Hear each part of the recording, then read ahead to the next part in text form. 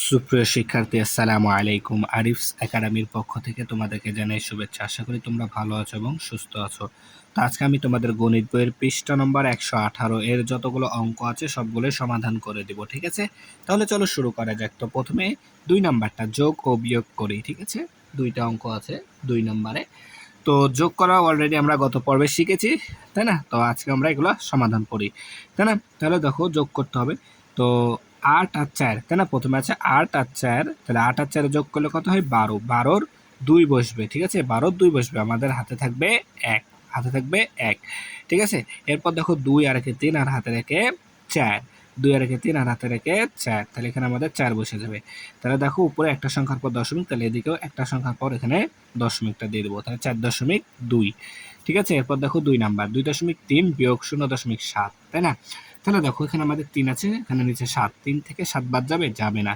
তাহলে 3কে আমরা 13 ধরবো, তাই না?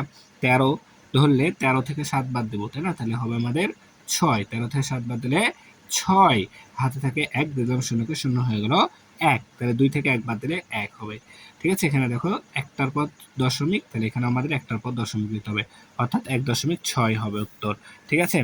সেম ভাবে এখন যদি আমরা 3 নাম্বারটা সমাধান করি, ঠিক আছে? তো 3 নাম্বারটা তোমাদের সঠিকতা যাচাই করার জন্য ওটা দিয়েছিল, তো আমি এখানে তোমাদেরকে সমাধান করে দেখিয়ে দিব, ঠিক আছে?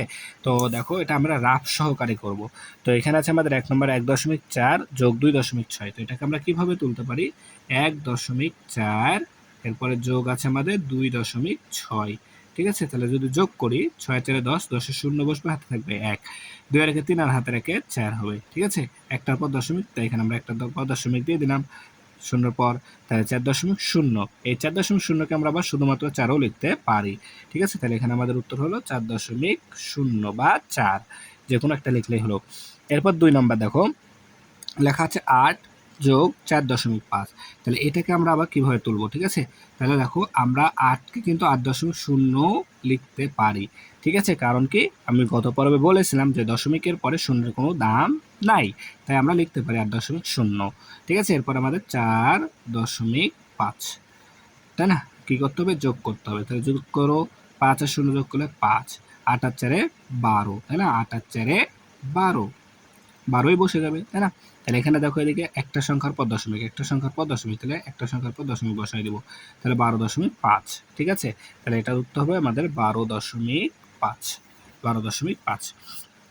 এরপর দেখো 3 নাম্বার তো 3 নাম্বার আছে আমাদের 6 বিয়োগ 0.2, তাই না? 6 বিয়োগ, তার মানে 6.0 লিখতে পারি আমরা, লিখতে পারি, তার কারণ কি, দশমিকের পরে শূন্যের কোনো দাম নাই, তাহলে লিখতে পারি 6.0। আচ্ছা, বিয়োগ কত আমাদের? 0.2, তাহলে বিয়োগ করো, তাহলে 0 থেকে 2 বাদ যাবে? যাবে না, তাহলে 10, 10 থেকে 2 বাদ দিলে 8, হাতে থাকে 1, দিয়ে দিলাম 0কে, 0 হয়ে গেল 1, তাহলে 6 থেকে 1 বাদ দিলে 5, একটার পর দশমিক, দেখো একটার পর দশমিক, তাহলে আমরা এদিক থেকে একটার পর দশমিক এখানে দিয়ে দিলাম, তাহলে 5.8, ঠিক আছে? তাহলে এটার উত্তর আমাদের 3 নম্বরের উত্তর আসছে 5.8, ঠিক আছে? এরপর দেখো 4 নম্বর আছে আমাদের 3.6, 3.6 বিয়োগ 2.8, তাই না?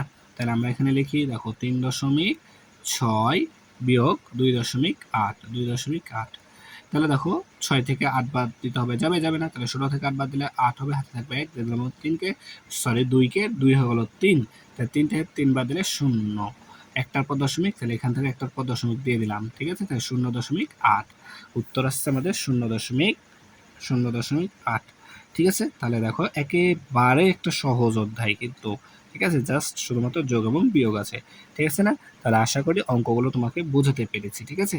তাহলে আজকে এই পর্যন্তই। ভিডিওটি ভালো লাগলে অবশ্যই লাইক, কমেন্ট, শেয়ার করতে ভুলবে না, এবং পরবর্তী ভিডিও সবার আগে পেতে আমাদের চ্যানেলটি সাবস্ক্রাইব করে রাখো। আল্লাহ হাফেজ, আসসালামু আলাইকুম ওয়া রাহমাতুল্লাহ।